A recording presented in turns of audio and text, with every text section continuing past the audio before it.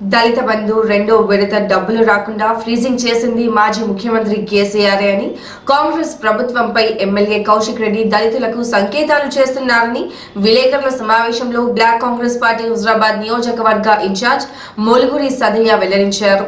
స్థానిక శాసనసభ్యులు పాడి కౌశిక్ రెడ్డి గారు దళిత బంధు సెకండ్ విడత ఇవ్వకపోవడం వల్ల చాలామంది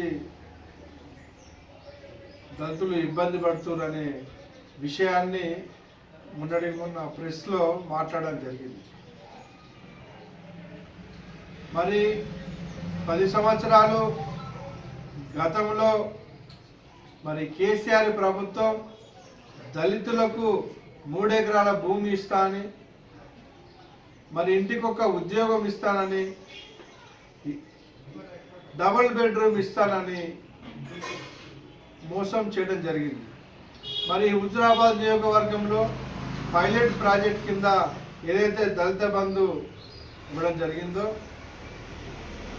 దళిత బంధు లబ్ధిదారులకు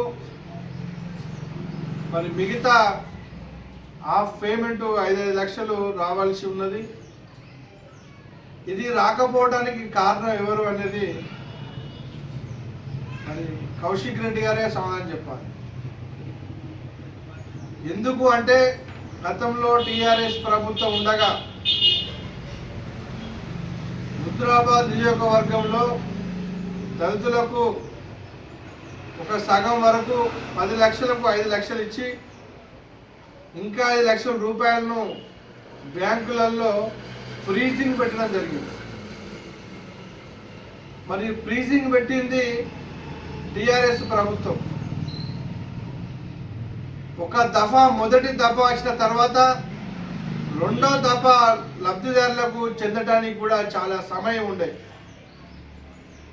సమయం ఉన్నా మరి రెండో విడత ఇప్పియాలని కౌశిక్ రెడ్డి గారు ఎమ్మెల్సీ ఉండగా వారి చుట్టూ దళిత బంధు రాని వాళ్లకు దరఖాస్తు చేసుకోమని రెండో విడత ఇప్పిస్తానని దళితులను ఆయన ఇంటికి తిప్పించుకోవడం జరిగింది. మరి నిజంగా చిత్తశుద్ధి ఉంటే ఆ రోజు టీఆర్ఎస్ ప్రభుత్వానికి కానీ మరి కౌశిక్ రెడ్డి కానీ చిత్తశుద్ధి ఉంటే వారికి ఎమ్మెల్సీగా ఉన్నప్పుడు మరి దళితులకు రెండో విడత రావాల్సిన లబ్ధి ఎందుకు మరి మీరు కలెక్టర్ ద్వారా మరి ప్రభుత్వం ద్వారా పాలసీ ఇవ్వాలి అనే కలెక్టర్కి ఎందుకు ఆదేశాలు ఇవ్వలేకపోయారు?